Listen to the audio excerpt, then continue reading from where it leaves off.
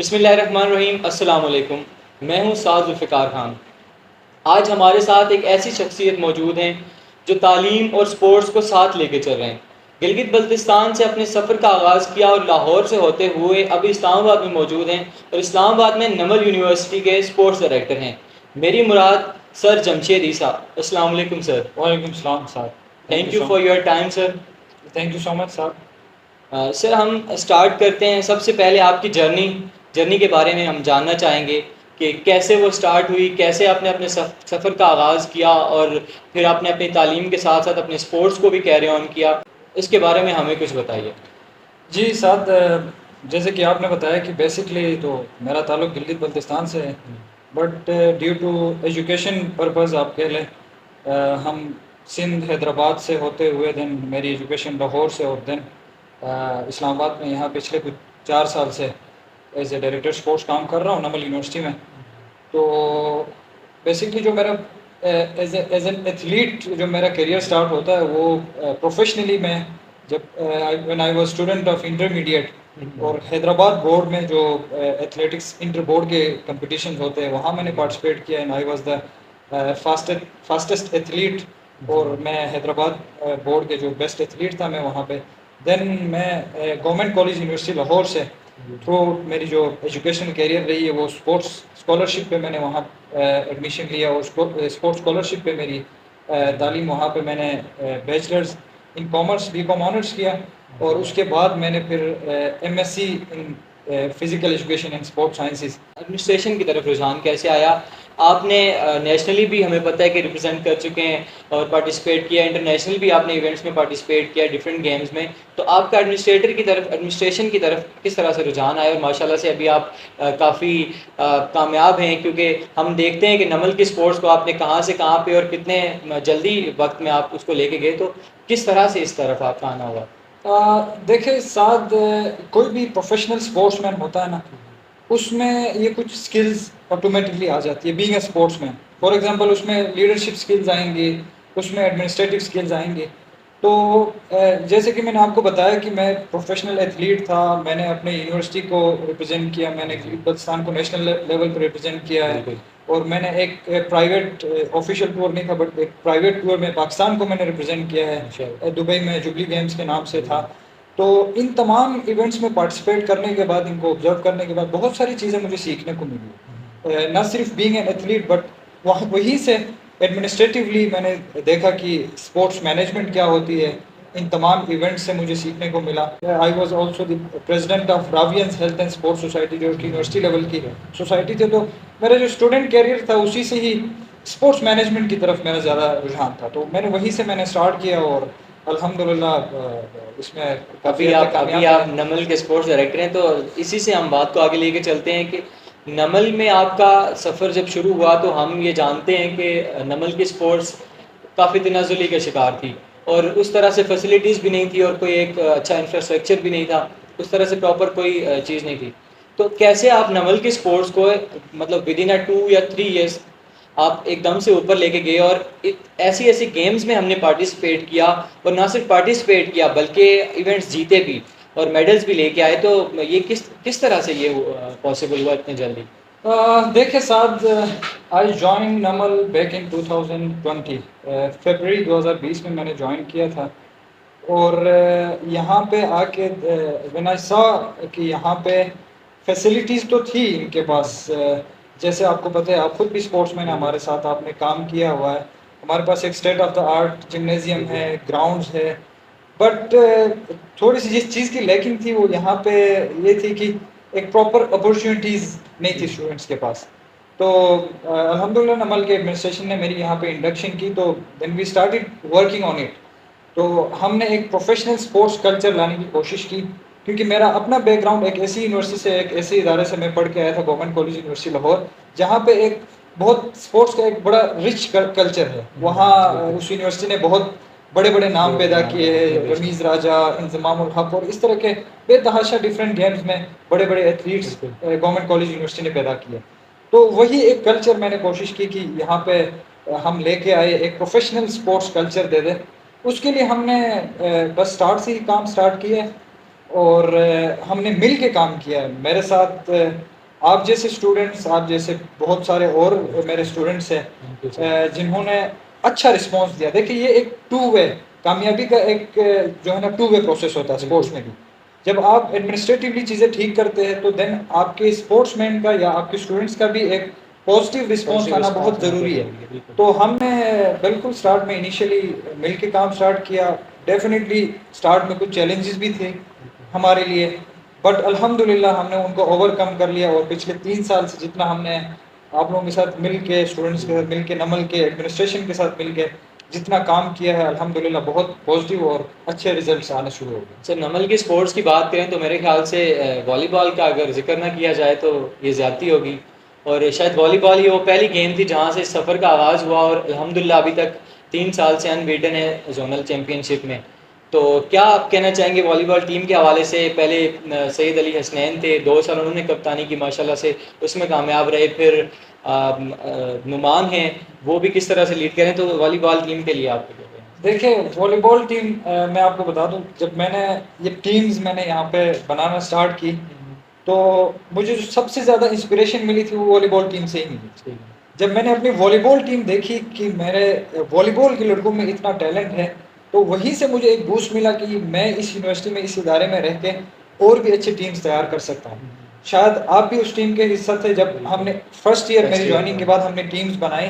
तो वॉलीबॉल वो पहली टीम थी जिसने हमने जोनल लेवल पे, इस्लामाबाद जो जोन था यूनिवर्सिटीज़ का, उसमें हम we were winners of this zone. तो वहीं से आप समझ लें कि एक बूस्ट मिला, और उसके बाद फिर हमने दूसरी टीम्स बनाने स्टार्ट की। और अब अल्हम्दुलिल्लाह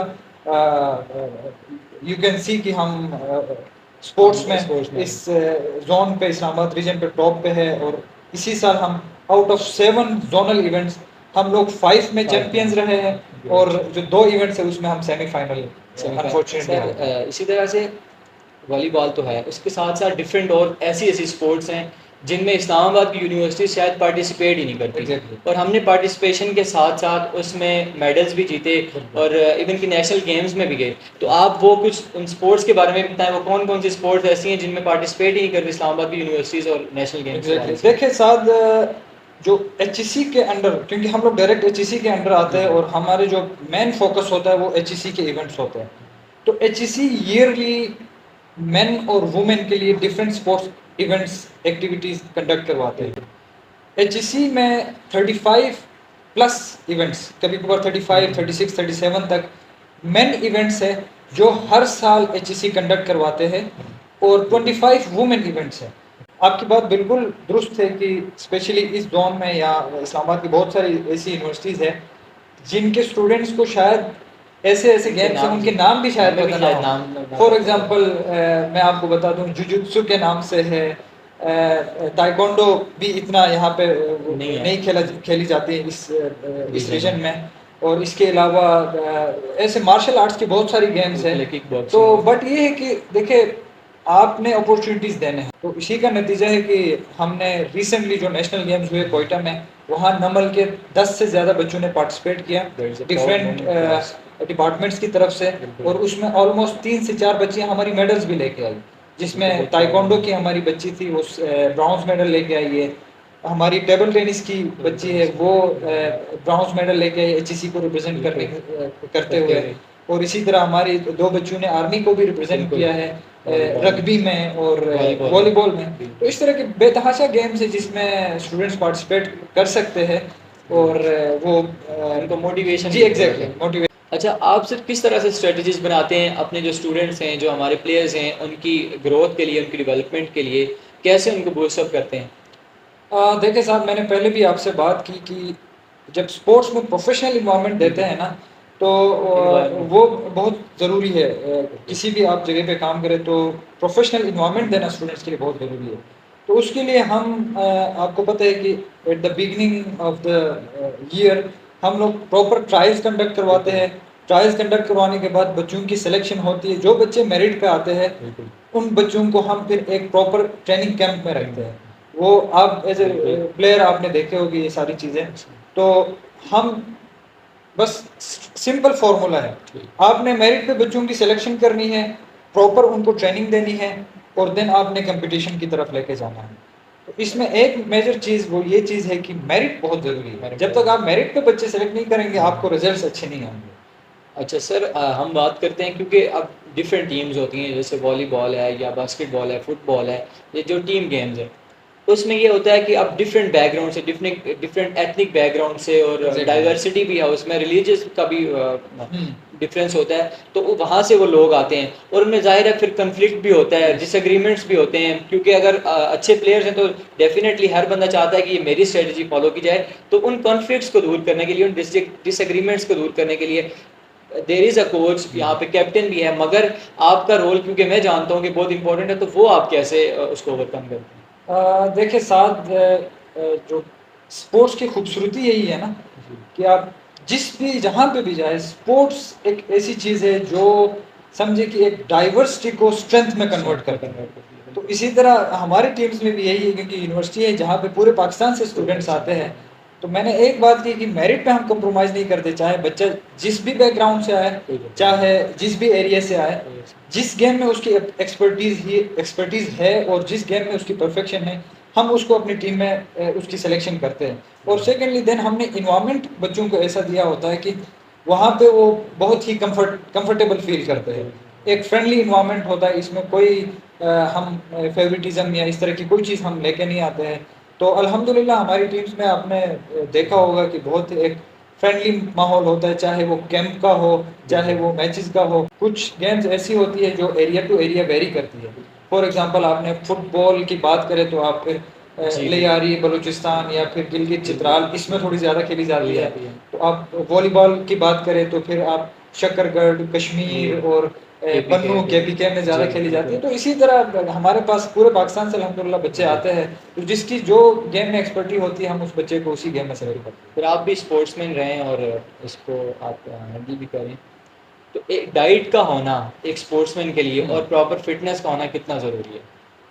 बहुत ज़रूरी है, क्योंकि विदाउट प्रॉपर डाइट जो है ना, वो स्पोर्ट्समैन की आप वो परफॉर्मेंस आप जो है ना एक्सपेक्ट नहीं कर सकते। प्रॉपर फिटनेस के लिए प्रॉपर डाइट का होना ज़रूरी है, जो कि हमारे लोअर लेवल पे, कॉलेज यूनिवर्सिटी लेवल पे इस चीज़ को इग्नोर किया जाता है। बट हम कोशिश करते हैं कि जैसे मैंने आपको बात की ना कि प्रोफेशनल जो इन्वायरमेंट है ना उसमें ये सारी चीज़ें आती हैं। आपकी प्रॉपर डाइट, आपकी प्रॉपर ट्रेनिंग, आपकी कैंपिंग, जो प्रॉपर ट्रेनिंग कैंप्स लगते हैं वो, प्रॉपर कोचिंग, ये सारी चीज़ें प्रोफेशनल उसकी इन्वायरमेंट का हिस्सा है। और ये चीज़ें यहाँ पे प्रोवाइड की जाती यस हैं। एग्जैक्टली। हम आपने देखा होगा कैंप में हम प्रॉपर बच्चों को इस तरह की डाइट देते हैं कि ऑल्दो हो सकता है उसकी क्वांटिटी इतनी ना हो, क्योंकि एक इदारे में लिमिटेड हमारे पास Limited रिसोर्सेज budget होती है, है, बिल्कुल। But we prefer healthy diet instead of providing them oily या फास्ट फूड की जगह में हम फ्रूट्स और शेक्स और इस तरह की चीज़ों को ज़्यादा प्रेफर करते हैं। नमल की हम बात करते हैं, तो नमल में जो आना चाह रहे हैं बच्चे, कोई स्पोर्ट्स में, या जो स्टूडेंट्स हैं या जो मेरिट पे आना चाह रहे हैं यहाँ पे, तो उनके लिए क्या अपॉर्चुनिटीज़ हैं और क्या फैसिलिटीज़ उनको प्रोवाइड की जाएंगी?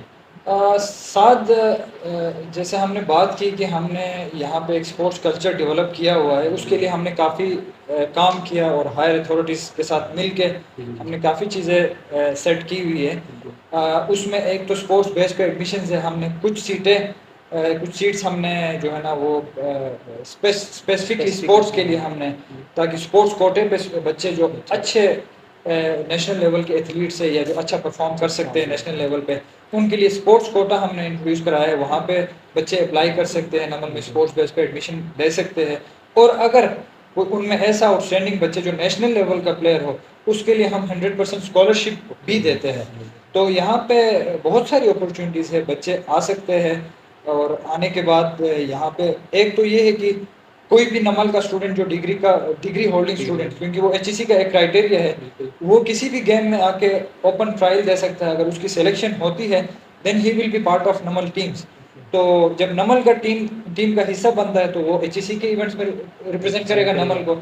और अगर HEC में वो अच्छा परफॉर्म करता है तो HEC नेशनल गेम में HEC itself is a department, तो वो बच्चे HEC में आ जाते हैं और HEC को रिप्रेजेंट करते हैं नेशनल गेम्स में। अगर वहाँ पे मेडल आता है तो एक और इवेंट होता है जो कि बहुत सारे बच्चों को पता भी नहीं होगा कि वर्ल्ड यूनिवर्सिटी के नाम से एक इवेंट होता है, जो यूनिवर्सिटी के ही बच्चे जाके वर्ल्ड यूनिवर्सिटी में पार्टिसिपेट करते हैं। तो इसी तरह अगर नेशनल लेवल पे मेडल आता है तो एचईसी भी बच्चों को स्कॉलरशिप्स देती है, स्टाइपेंड दे देती है। तो ये बहुत सारे इस तरह की अपॉर्चुनिटीज़ है और नमल के बच्चों के लिए भी हमने ये एक प्लेटफॉर्म सेट करके दिया हुआ है जहाँ पे आके नमल को रिप्रेजेंट करें, देन जाके एचईसी को उसी तरह एक नेशनल लेवल पे जाने का उनको हम अपॉर्चुनिटीज़ प्रोवाइड करते हैं। ओके सर, आपका ताल्लुक जीबी से है और जीबी और स्पोर्ट्स का एक बड़ा क्लोज रिलेशन समझा जाता है। क्रिकेट थोड़ा शायद कम है, मगर उसके अलावा फुटबॉल हो जाए या कोई और गेम्स हो जाए और डिफरेंट तरह की स्पोर्ट्स में जो है वो जीबी काफ़ी आगे नज़र आता है। तो आपको क्या लगता है कि क्या वजह है वहाँ पे बहुत रहा टैलेंट निकल के आ रहा है और क्या कैसे उनकी डेवलपमेंट की ज़रूरत है, उनको सपोर्ट की ज़रूरत है? देखिए साथ सबसे जो इम्पोर्टेंट चीज़ है ना वो आपकी स्पोर्ट्स एडमिनिस्ट्रेशन है। जहाँ पे अगर आपकी एडमिनिस्ट्रेशन स्ट्रॉन्ग नहीं होगी, एडमिनिस्ट्रेशन वो प्लेटफॉर्म अगर प्रोवाइड नहीं करते बच्चों को कि वो आए और खेले और अपना जो टैलेंट है वो दिखा सके, तो फिर तो बच्चे ऊपर नहीं आ सकते। ठीक है, तो एक अनफॉर्चुनेट सी बात ये है कि गिलगित बल्तिस्तान में भी बहुत एक अच्छा टैलेंट है, बहुत अच्छा टैलेंट बच्चों में बहुत अच्छा टैलेंट है, बट अनफॉर्चुनेटली वो टैलेंट जो आइडेंटिफाई होता है वो थोड़ा सा लेट होता है। वहाँ की जो अर्ली एजेस में उस टैलेंट को आइडेंटिफाई करके उन बच्चों पे काम किया जाए, तो मैं समझता हूँ कि गिलगित बल्तिस्तान में भी बहुत ज़्यादा टैलेंट है, वो चाहे क्रिकेट में हो या किसी भी गेम में। वो बच्चे अगर अर्ली स्टेजेस पे उनको अपॉर्चुनिटीज़ दी जाए और अच्छा प्लेटफॉर्म दिया जाए, तो जैसे माउंटेनियरिंग में और डिफरेंट गेम्स में पाकिस्तान को रिप्रेजेंट करते हैं, एथलेटिक्स में, एग्जैक्टली बॉक्सिंग में बहुत सारे हमारे बच्चे हैं जैसे उस्मान वजीर और इस तरह के हमारे काफ़ी एथलीट्स हैं। फुटबॉल की आधी टीम आती है। एग्जैक्टली वुमेन फुटबॉल में, वुमेन स्पोर्ट्स पे बहुत ज़्यादा काम हो सकता है वहाँ पे, ऑल तो वहाँ पे बहुत ज़्यादा टैलेंट है। तो वहाँ पे भी अगर एडमिनिस्ट्रेशन को थोड़ा सा और अच्छा किया जाए, स्ट्रॉन्ग किया जाए, बेहतर किया जाए, तो बहुत फ़ायदा होगा पाकिस्तान के लिए भी और बहुत सारे एथलीट्स वहाँ से निकल सकते हैं। नमल के साथ साथ आपने नमल से होते हुए फिर आपने एचईसी को नेशनल गेम्स में भी आप उनके साथ रहे हैं, आपने उनको हेड किया है। उसके साथ साथ अभी एचईसी के जो ट्रायल्स चल रहे हैं, जो इवेंट्स होने वाले हैं, टैलेंट हंट के ट्रायल्स हैं, उसको भी आप कंडक्ट करवा रहे हैं, तो उसके बारे में हमें कुछ बताइए। जी, एचईसी का तो लास्ट ईयर नेशनल गेम्स में मैंने वॉलीबॉल टीम का मैं मैनेजर था, क्योंकि हमने ऑल पाकिस्तान इंटर यूनिवर्सिटी यहाँ पे अपने नमल में कंडक्ट करवाई थी, तो I was manager of that team, जो कि नेशनल चैम्पियनशिप हुआ था लाहौर में, उसमें मैं एचईसी का मैनेजर था। और उसके अलावा करंटली मेरे पास जो prime minister talent Hunt youth sports league का एक प्रोजेक्ट है हॉकी मैन, जो कि मैं federal Azad Jammu and Kashmir and Gilgit Baltistan को देख रहा हूँ। और हमने इनिशियल लेवल पे वहाँ पे ट्रायल्स, इन तमाम एरियाज़ में ट्रायल्स कंडक्ट करवा के आए हैं, और अभी फर्दर हमारा जो है वो प्रोविंशियल लीग है जो कि इंशाल्लाह जुलाई में एक्सपेक्टेड है, और उसके बाद एक नेशनल हमने लीग करवाना है, उसमें हम पार्टिसिपेट करेंगे। ओके सर, आप इन ट्रायल्स के सिलसिले में कश्मीर भी गए आप, रावलाकोट, बिम्बर, मीरपुर, मुजफ्फराबाद, डिफरेंट सिटीज़ में आप गए, तो वहाँ पे आपको कैसा टैलेंट लगा कि कौन कौन सी स्पोर्ट्स में वहाँ पे टैलेंट है और कितना टैलेंट आपको वहाँ पे दिखा? देखिए साथ मैं कहूँ कि कश्मीर के भी और गिलगित बल्तिस्तान के कुछ ऐसे एरियाज़ हैं जहाँ पे जिनको इतनी अपॉर्चुनिटीज़ नहीं मिली है as compared to other cities. तो वहाँ पे इसी प्रोजेक्ट के सिलसिले में हमारा जाना हुआ, हम रावलाकोट, मुजफ्फराबाद, मीरपुर एंड देन बिम्बर गए। तो वहाँ जाके एक तो बच्चों का जो टैलेंट और पैशन, ये दोनों चीज़ें देख के आई वॉज लाइक सरप्राइज्ड आपके लिए, क्योंकि मेरे पास बहुत सीनियर पाकिस्तान के ओलंपियन रेहान भट्ट साहब भी थे, और वो भी सरप्राइज थे कि हॉकी का टैलेंट इतना ज़्यादा बिम्बर जैसे शहर में, जहाँ की इससे पहले वहाँ पे कोई ऐसे प्रोजेक्ट नहीं हुआ था, कोई इस तरह के टैलेंट हंट का प्रोजेक्ट नहीं था। तो वहाँ जाके हमें बहुत ज़्यादा टैलेंट देखने को मिला, एंड आई बिलीव कि इसी तरह हॉकी के साथ वहाँ पे वॉलीबॉल भी ज़्यादा खेली जाती है, क्रिकेट का बहुत टैलेंट है, तो अभी जो कश्मीर प्रीमियर लीग भी होता है वहाँ पे, तो कश्मीर में स्पोर्ट्स का बहुत टैलेंट है, बस सिर्फ थोड़ा सा उस पर काम करने की ज़रूरत है और उनको अपॉर्चुनिटीज़ देने की ज़रूरत है। या कोई एक आपकी फेवरेट पर्सनैलिटी, स्पोर्ट्स पर्सनैलिटी, जिससे आपने कोई चीज़ सीखी और वो आपकी फेवरेट हो? फेवरेट, क्योंकि मैं क्रिकेट का प्लेयर नहीं था, मैं तो बेसिकली फुटबॉल और एथलेटिक्स का प्लेयर था, बट मैं जो फॉलो ज़्यादा क्रिकेट को मैं करता था। और क्रिकेट में मैं कहूँ कि जो मेरा जो फेवरेट प्लेयर या फेवरेट स्पोर्ट्समैन है वो शोएब अख्तर है। शोएब। और उसकी एक रीज़न तो व्हेन ही वाज प्लेयर, तो तब उसकी एग्रेशन एग्रेशन। तो वो एग्रेशन देख के बहुत सारे लोगों को शायद इतना वो लाइक नहीं करते थे उसकी एग्रेशन की वजह से, but that was typical sports aggression. बिल्कुल। तो वो एग्रेशन की वजह से, और देन उसके बाद जब अभी आप शोएब अख्तर को सुनेंगे तो he is completely a different human being, एक बहुत ही हम्बल Humble और बहुत ही, मैं कह सकता हूँ कि पढ़ा लिखा इंसान है, और उसको सुनेंगे तो बहुत मज़ा आएगा। तो शोएब अख्तर एक मेरे, आप समझ ले कि फेवरेट स्पोर्ट्समैन है सो फार। सर हम्बल आपने शोएब अख्तर की बात की, मैं आपसे पूछना चाहूँगा इतने सब अचीवमेंट्स और इतनी यंग एज में माशाल्लाह आपने कर लिए हैं, इतने हम्बल कैसे हैं? थैंक यू सो मच साहब। ये देखिए, असल में बात ये है कि स्पोर्ट्स में चाहे वो किसी पोजीशन पे हो या एक प्लेयर हो, स्पोर्ट्स में मैंने पहले ही बताई उसकी खूबसूरती ये है कि ये एक फ्रेंडली माहौल को, एक फ्रेंडली माहौल प्रोवाइड करता है आपके लिए। तो हमने भी यही कोशिश की है कि अपने स्टूडेंट्स के साथ एक फ्रेंडली माहौल, ताकि वो गैप कम रहे स्टूडेंट्स और हमारे बीच में, वो अपने इश्यूज़ को हमारे से ईजिली शेयर कर सके, डिस्कस कर सके। इसलिए हमने कोशिश की कि बच्चों के साथ एक दोस्ताना, एक फ्रेंडली माहौल रखे, और बच्चों ने भी बहुत ज़्यादा प्यार दिया है, बहुत बच्चों के साथ अच्छा टाइम हमारा गुजरा है, जिसकी वजह से मैंने आपको कहा कि एक टू वे प्रोसेस रहा हमारा। बच्चों का भी बहुत अच्छा रिस्पांस रहा, और हमने तो, हमारी तो ड्यूटी थी उनको फैसिलिटेट करना, और हमने कोशिश की उनको फैसिलिटेट करें, तो उसी के रिजल्ट्स आपके सामने हैं। सर लास्ट पे मैं आपसे ये पूछना चाहूँगा कि एक स्पोर्ट्समैन में आपके मुताबिक क्या कोई ऐसी क्वालिटीज़, 2-3 क्वालिटीज़ जो होनी चाहिए वो मस्ट हैं, उसके बगैर एक स्पोर्ट्समैन जो है वो स्पोर्ट्समैन नहीं है? क्वालिटीज़ के हिसाब से देखा जाए तो सबसे पहले तो ये है कि उसको पैशनेट होना पड़ेगा अगर कोई भी स्पोर्ट्समैन है। डेडिकेशन बहुत ज़रूरी है।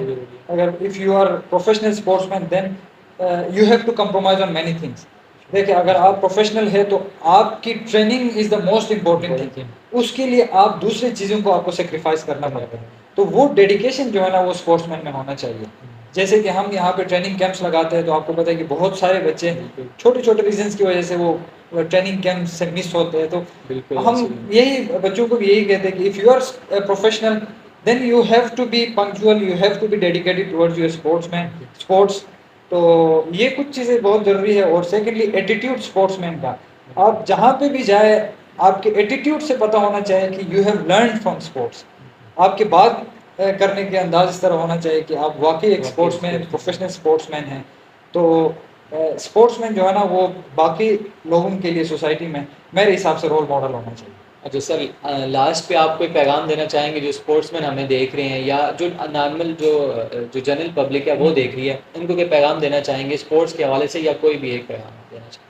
जो जितने भी लोग देख रहे हैं, या जो आपके इस चैनल या आपके इस इंटरव्यू के वसातत से जो लोग हमें सुन रहे हैं, उनके लिए यही मेरा मैसेज है कि स्पोर्ट्स में बहुत अपॉर्चुनिटीज़ है आपके लिए। आपके लिए स्पेशली जो ऐसे लोग अगर जो सुन रहे हैं जो डिफरेंट फॉर लॉन्ग एरियाज से है, उनको मैं बताना चाहूँ कि अपने एजुकेशन के साथ स्पोर्ट्स को लाजमी आप लोग इसको कंटिन्यू करें। अगर आपके किसी भी स्पोर्ट्स में कोई भी टैलेंट है तो उसको ज़ाया होने मत दें। चांस लेने में कोई हर्ज नहीं, कोई हर्ज, ठीक है ना। कोई भी आप प्रोफेशनली आप समझते हैं कि मैं इस गेम में एक्सेल कर सकता हूँ, तो लाजमी टाइम से इसको आप अपने प्रोफेशनल करियर के तौर पर ले लें, along with your education. Education बहुत ज़रूरी है। अब ये एक कंप्लेन हमारी जनरली पाकिस्तान में यही होता है कि हम स्पोर्ट्स करें या एजुकेशन करें। ये दोनों चीज़ें देखें, आप इंडिया के ले लें या आप ऑस्ट्रेलियन ले लें या यूरोपियन जितने भी कंट्रीज़ हैं, वो स्पोर्ट्समैन भी होते हैं, साथ साथ अच्छे एजुकेशन भी हासिल करते हैं। तो एजुकेशन के साथ स्पोर्ट्स को आप कंटिन्यू करें, चांस ले लें और मेहनत करें, और हो सकता है कि आपको इस तरह की अपॉर्चुनिटी मिले कि आप स्पोर्ट्स की वजह से जो है ना, आप किसी नेशनल इंटरनेशनल लेवल पे आ सकते हैं। बहुत शुक्रिया सर आपका। देखने वालों को यही पैगाम है कि स्पोर्ट्स की तरफ आएँ। आपका वैसे भी आपकी फ़िटनेस ज़रूरी है। अगर आप किसी स्पोर्ट्स में एक्सपर्ट नहीं है, ये कोई ज़रूरी चीज़ नहीं है, मगर ये है कि आप किसी भी स्पोर्ट्स को आप कोशिश करें कि आप उसको अडॉप्ट करें और आप खेलना स्टार्ट कर दें। Thank you so much. अल्लाह हाफ़िज़।